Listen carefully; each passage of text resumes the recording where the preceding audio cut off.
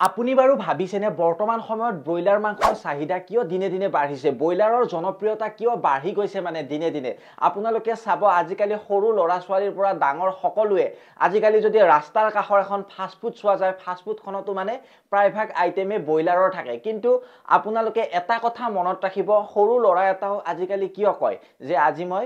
chicken chowmein খাম chicken momo খাম chicken fried rice খাম এনেকুৱা ধৰণৰ কথা কিয় কয় মানে ব্ৰইলাৰৰ আপোনালোকৰ জনপ্ৰিয়তাটো দিনে দিনে বাঢ়ি গৈছে আজিকালি মানে ভাতে নাখায় কিছুমান মানুহে যে এ ব্ৰইলাৰ অলপ লাগিছিল বা চিকেন অলপ লাগিছিল চিকেনৰ অলপ মানে জোল হলে বা চিকেন অলপ হলে মানে ভাতখিনি খাব পাৰিলো হয় গোটেইখিনি বা সৰু ল'ৰা ছোৱালীখিনিও কোৱা আজিকালি দেখা যায় কিন্তু কিয় এনেকুৱা হৈছে ব্ৰইলাৰে কিয় জনপ্ৰিয়তা লৈছে আমাৰ সমগ্ৰ দেশখনত আপুনি বাৰু ভাবিছেনে ইয়াৰ বিষয়ে আজি মই এই ভিডিঅ'টোত আপোনালোকক জনাম যে ব্ৰইলাৰৰ মাংসৰ জনপ্ৰিয়তা কিয় দিনে দিনে বাঢ়ি গৈ আছে কি কাৰণে মানে ব্ৰইলাৰটোক আকোৱালি লৈছে মানুহে এতিয়া ঘৰখনৰ সাধাৰণ মেনু হৈ গৈছে মানে কিছুমানৰ যে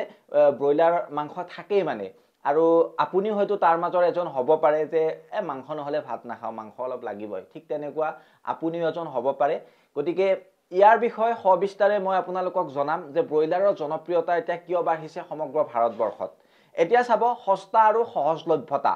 ব্ৰইলাৰ মাংস অন্য মাংসতকৈ সস্তা সাধাৰণ মধ্যবিত্ত পৰিয়ালৰ বাবে ই সহজলভ্য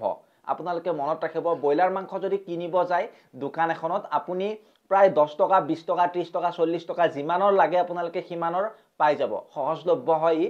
আৰু আপোনালোকৰ আহে দ্ৰুত উৎপাদন 30 ৰ পৰা 45 দিনৰ ভিতৰত পোহ পালন কৰি বজাৰত বিক্ৰী কৰিব পৰা যায় এই ব্ৰইলাৰক আৰু হে ইয়াৰ যোগান যথেষ্ট বেছি হয় আপোনালোকে কেতিয়াবা শুনিব হয়তো যে ব্ৰইলাৰ মাংসৰ দাম বাঢ়িছে ঠাণ্ডাৰ দিনত অলপ বাঢ়ে মানে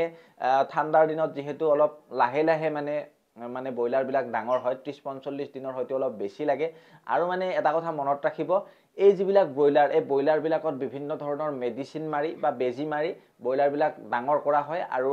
মানে ডাঙৰ কৰি ডাইৰেক্টলি বিক্ৰী কৰি দিয়া হয় আৰু সেইভাবে মানে যেহেতু পোহ পালনত বেছি দিন নালাগে বা বেছি খৰচ নহয় সেইভাবে ইয়াৰ যোগান যথেষ্ট বেছি হয় আৰু তাৰ পিছত আহে আপোনালোকৰ প্ৰটিনৰ উৎস বৰ্তমান সময়ত স্বাস্থ্যৰ বাবে আমাৰ মানুহৰ বাবে অতি প্ৰয়োজনীয় মানে প্ৰটিন আৰু এই প্ৰটিন এই ব্ৰইলাৰ মাংসত সস্তা আৰু সহজ প্ৰটিন পোৱা যায় গতিকে আপোনালোকে মনত ৰাখিব প্ৰটিনৰ বাবে অত্যন্ত প্ৰয়োজনীয় হয় ব্ৰইলাৰ মাংস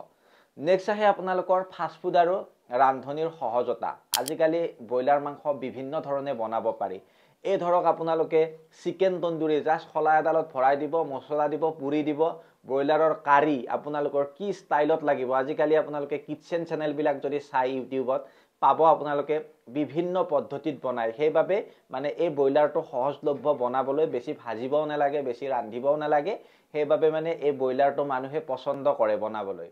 নেক্সট আহে আপোনালোকৰ বিজ্ঞাপন আৰু চাহিদা মানে টিভি মোবাইল বা ৰেষ্টুৰেণ্টত সৰ্বত ব্ৰইলাৰৰ মাংসৰ জয় জয়কাৰ আপোনালোকে চাব সস্তা সহজলভ্য আৰু চাহিদা পূৰণৰ বাবে আপোনালোকৰ ব্ৰইলাৰ মাংসৰ আজিৰ দিনত সৰ্বাধিক জনপ্ৰিয় আপুনি মন কৰিবচোন যেতিয়া আপুনি টিভিত এডভাৰটাইজ কিছুমান দেখে মছলাৰ এডভাৰটাইজ বা ইউটিউবতে আপোনালোকে কিছুমান এডভাৰটাইজ দেখে বা আপোনালোকে ফেচবুকতো হয়তো দেখে সেই এডভাৰটাইজ বিলাকত মানে আপুনি প্ৰায়ভাগ চিকেনতে মানে মছলা মৰা দেখা পায় বিভিন্ন ধৰণৰ ৰং বিৰং কৰি দিয়ে আপোনালোকৰ চিকেন বিলাক বিভিন্ন ধৰণে বনাই মছলা বিলাক মাৰি আৰু আপোনালোকে বিভিন্ন ধৰণৰ ৰেষ্টুৰেণ্টত গলে দেখিব মানে চিকেনৰে